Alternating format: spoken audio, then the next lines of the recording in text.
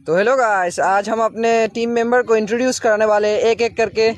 तो आइए team member number 1। तो गाइस मेरा नाम है कुली। तो दूसरा टीम मेंबर नाम, आइए आइए। मेरा नाम है गाइस टैबलेट। अभी दूसरा,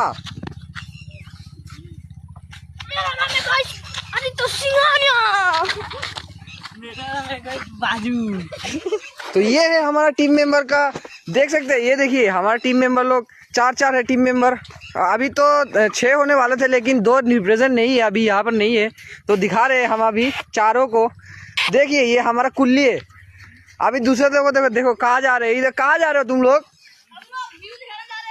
कैसा व्यू? अरे ये क्या बाहर आया हुआ है क्या? अरे ये तो बाहर आ गया रे, इधर बाहर आ गया, बारिश की वजह से हेवी बाहर आ गया रे। अरे इधर सब जगह पे देखो।